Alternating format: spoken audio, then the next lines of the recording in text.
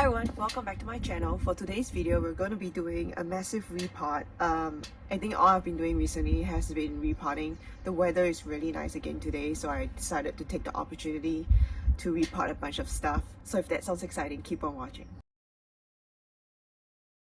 So the first thing we need to do is prepare our soil mix, and if you're interested in my step-by-step recipe, you can go check it out on my YouTube channel. I'll have it linked down below as well if I remember. If not, you can find it in the Hoya tutorial playlist. That's it, I'm gonna get started. My soil recipe changes all the time. I don't think it's very important to be super prescriptive. I think it's more important that you kind of get the texture right, which is creating air pockets in the soil mix. And I'm sorry that everything's gonna be in portrait mode today, just because I think it's easier for you to just see everything, see what I'm doing, and also it's just easier view wise. I have a little box. Honestly, I could do better with a bigger box, but I don't really care. I think it's easier for me to shake things up. So I have here some soil mix from before, and in here chunky perlite, cactus soil, and no cocoa chunks. But I actually ended up getting some cocoa chunk blocks from Amazon, and I'll link it down below if I remember. But these are very easy. They're dehydrated blocks, and all you do is soak them in water for an hour, and they'll rehydrate and basically puff up like that. And what I'm gonna do is to break up these chunks and then add them into the soil mix and add the other stuff and then mix it up. I like to do this outside. I mean, you can do it inside with a potting mat. It's just so much easier to do it outside. And this cocoa chunk block is a mix of cocoa coir and cocoa chunks, so it's not just full cocoa chunks. But honestly, again, doesn't matter. I mix different things in my soil mixes all the time. So I have a nice thick layer of cocoa chunks over here. Next thing that's gonna go in here is perlite. A good amount of perlite actually. And this is another reason why I like to do repottings outside, just because the perlite gets really dusty and it's really bad to breathe in all of that particle. So another nice generous layer of perlite.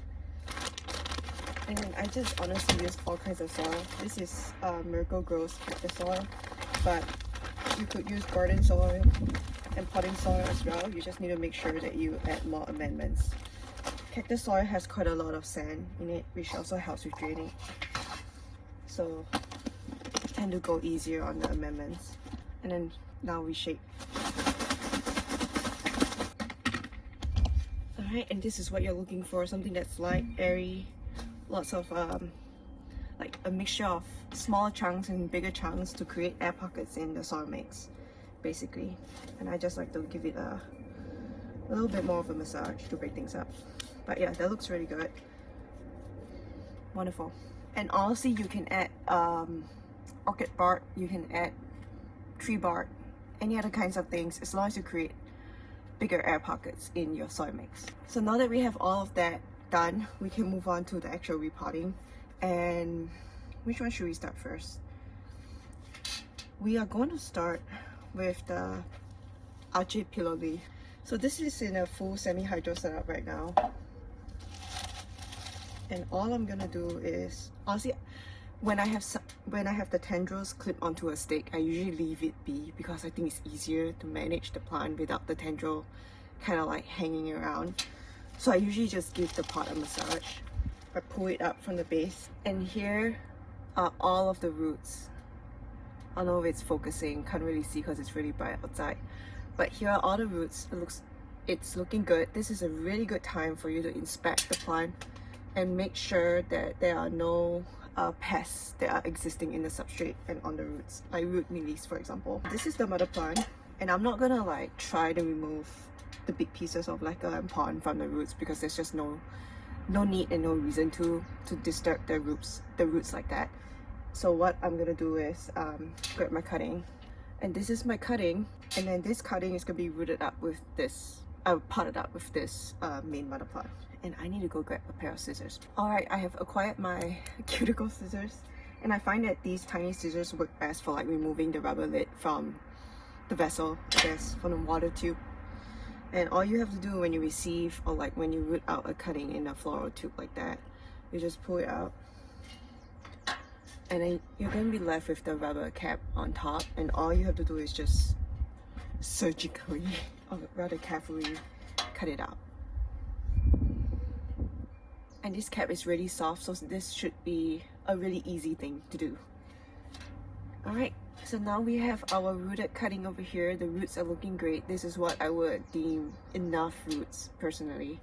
And then yeah, we're ready for potting. So I guess another question I also get is like, how big should my pot be? Personally, I think it depends on the root ball. So this is a 4-inch pot over here, and as you can see, I have about 1 inch to 1.5 inches of space all around the plant. To me, this is big enough. And I got these, well, I'm trying out these new Amazon mesh pads for the pots.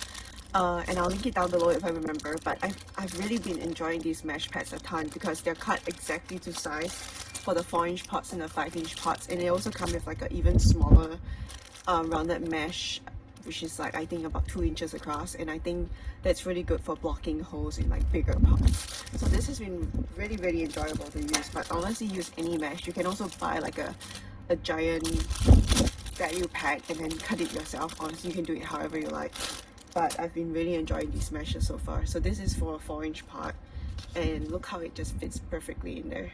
And now we're gonna add soil.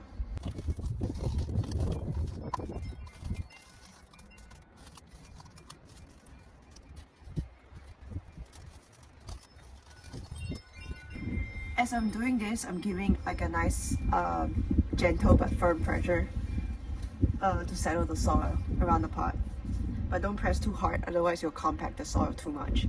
So this is already done. I'll leave these aside so I can water it in a bit. Alright, and now we're moving on to the second plant that we need to pot up, which is the Obovada Super Splash. It's an almost silver leaf. I know, it's a beautiful specimen.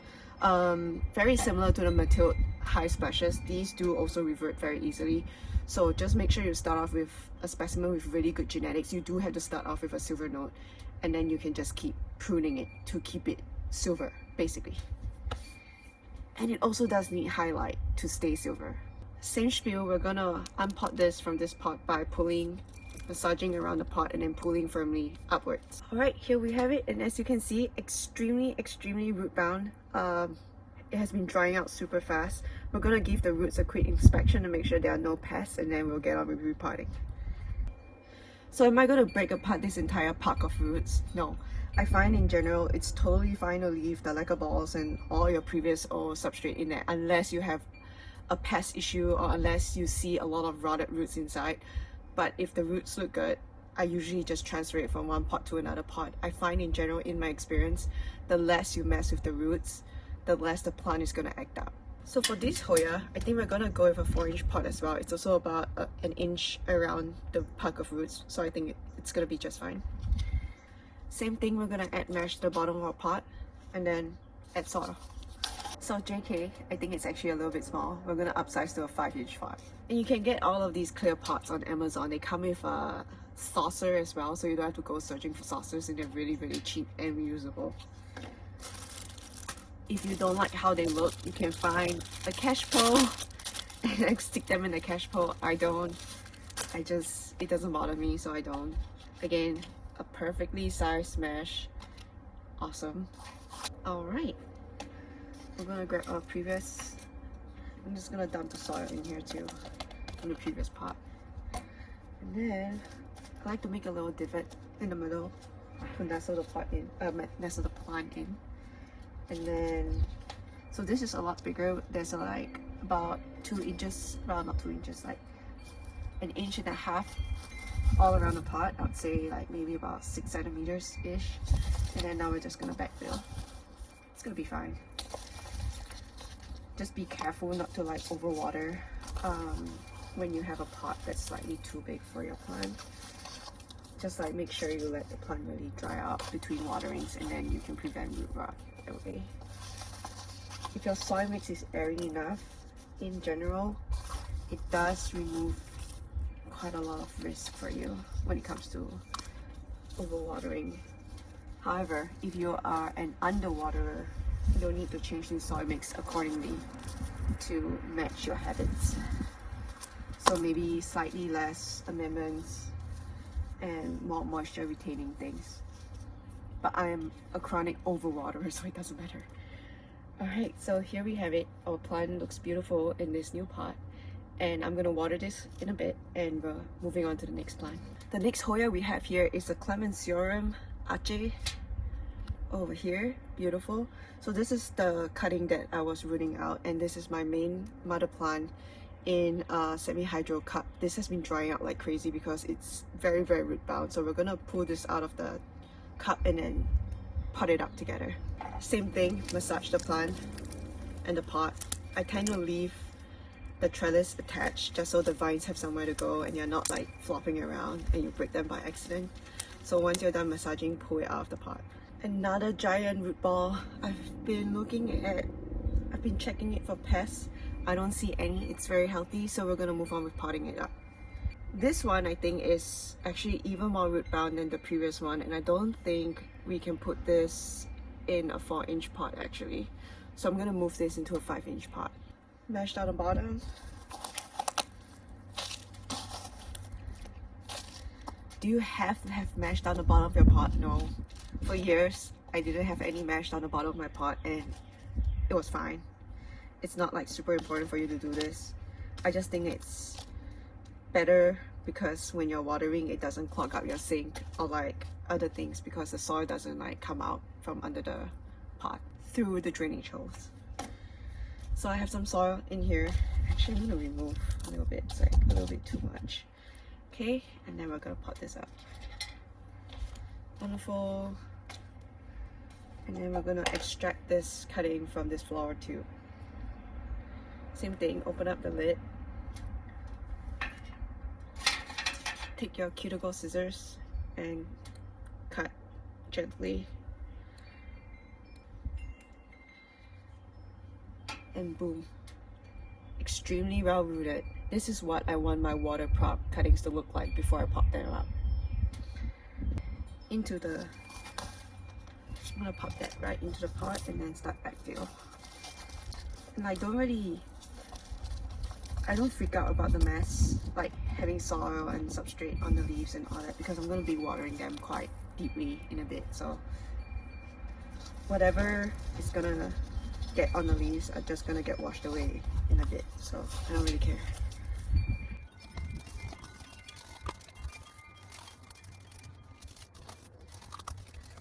So we're applying gentle firm pressure, gentle and firm but gentle pressure around our pot to get the soil to settle in. Here's the next plant done. Alright, so for the next Hoya that we're going to be repotting, I forgot the name of this, but it's a very beautiful ancient, crusty looking like sweet Hoya. Again, totally forgot and blanking on the name, but it's been rooting in this. I see some spider webs. Yeah, my house is getting so spidery since it got warmer. Yeah, but this has been rooting in here for a long time and it needs a new home. Because this is the only cutting I got, I rotted the base of this plant, so this is the only cutting I got. I just wasn't paying attention and rotted the whole thing. This was the only note I could save, unfortunately, but I did save it, so thank God. So I'm gonna put this in a 3-inch pot instead of a 4-inch pot. A 4-inch pot would have been too big because, like, look at the roots. It's just gonna be too ridiculously big in a 4-inch pot. So the 3-inch pot is great. I got this from Amazon as well. It comes with its own saucer, which I really enjoy. And I'm not gonna put a mesh down in this just because the holes are pretty skinny and things don't really escape from these pots. So since this is a water prop, I'm just gonna pull it out of the tube. Alright, here you can see beautiful roots, and we're just gonna get with repotting. And a ton of these need like a trellis, and I'll go grab trellises at the end of the video. I'm just too lazy to do it right now. So I added some soil down the bottom, and now we're just gonna backfill. Perfect. And this is looking great. I'm gonna leave this aside and we'll water it in a bit. The next Hoya we are going to be repotting is the Hoya serpents. It's looking beautiful and lush, but I took an extra cutting, so this is gonna be merged in with this mother plant. So I'm gonna be repotting this right now. It's in a semi-hydro setup, same thing. I'm just gonna squeeze and then release it. Smaller leaf Hoyas are a lot more finicky to repot because they're just so fragile. So just be careful when you're unpotting the plant. Check the roots. The roots look great.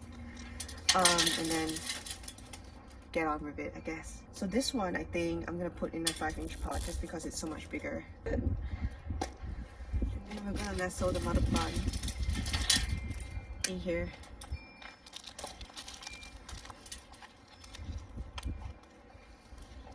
And make sure all the leaves are like above the what do you call it? The line around the pot. And all of these like little bits and pieces, I just dump back into the pot and like not waste them because plant is expensive, like that's expensive. So yeah. Now for our cutting, we're gonna remove this from its prison. Same thing, I'm gonna pull it out from the flower tube, and then you can see really nice roots. And we're just gonna be gently cutting around the roots, making sure we don't end up sacrificing any of these beautiful roots. Perfect, really good. And I'm just gonna plop this down like the side to blend in with the rest of the plant. And then now we're just gonna backfill. Trailing Hoyas like that, I tend to like to pot the plant not in the center of the pot, and I'll usually push them back to one end of the pot so that more of the plant is draping across the soil, because some of those nodes, if they touch the soil, they're gonna root up and branch out and form new nodes and new plants basically. And I think like that's a really easy and thoughtless way to make your plant even thicker. And also when they're trailing, if you pot them up like straight down the middle, they get really like heavy on one side, and sometimes they could topple off your shelf. So I find that the weight distribution is usually better if you kind of like pot them not right in the center but towards the back almost, so that there's more weight in the back of the pot to support the plant. So here we have our Hoya serpents. As you can see, it's looking kind of messy, but that's okay because we're gonna water this and wash everything up in a bit. Looking really good. Alright, we're done with 2 more plants and then we're done. So this is the Hoya Bella in a variegated. This is also overgrowing its little semi-hydro cup, and I don't have any lacquer right now and I don't feel like buying new lacquer. So we're just gonna massage this out of its semi-hydro prison and then repot it into soil. And it's looking really, really beautiful right now. A ton of blooms, if you can see. Lots and lots of blooms. If you're looking for a Hoya that will bloom fast for you, I cannot recommend the Hoya Bellas enough, like any of them. You don't have to get, this is probably the most expensive variant, but you can get the Bella Elbow, the regular Bella Green. All of those are all gonna bloom with the same flowers, so yeah. Same thing, massage it and then pop it out of its prison, and then we'll get on with the repotting. As you can see, an extremely healthy ball of roots. Very, very root bound. I'm checking and I'm seeing no pests, so we're gonna move on to repotting. This plant is definitely going into a 5-inch pot because Hoya Bellas are very, very thin leaf Hoyas, and they're very thirsty. They drink a lot of water, so I tend to pot these up in a slightly bigger pot just so they have enough water and they don't dry out so fast. Okay, same thing, mash on the bottom. And I didn't take any cuttings of this, so I'm not gonna like add anything to this. But yeah, down it goes. Oh, maybe just like, yep, perfect. Nestle it in there. I find that the Hoya Bellas do, because they do get really heavy on one end, and these actually do benefit from a cash pull. If not, there's a very, very high likelihood that they'll tip over, especially if you're growing it the same way I am, which is like trailing and in one direction. They get really, really heavy on one side, and then that's when they tip over and cause a huge mess. So for this plant, I actually do put it into a cash pull even when it's in semi-hydro, because it does just get so heavy on one end, and that's what I would recommend for you as well. Unless you have enough space to grow it like in all directions, like 360, then it doesn't matter.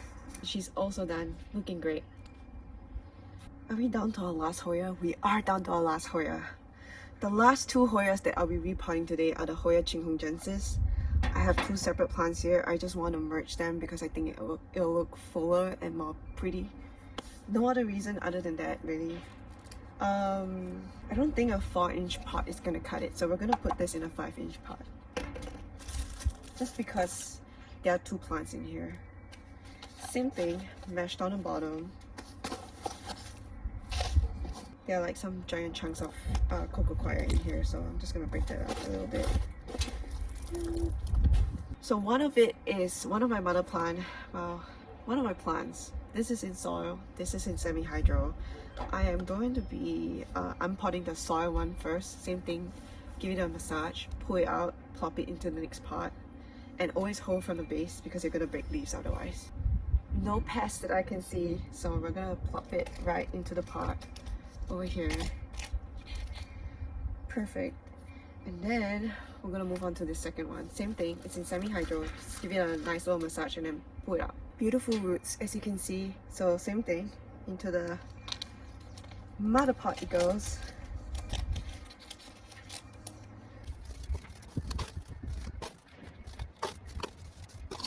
You know what? This is what I really like about Hoyas. When you repot Hoyas, and you can repot a bunch of Hoyas, all you need is like a small box of soil.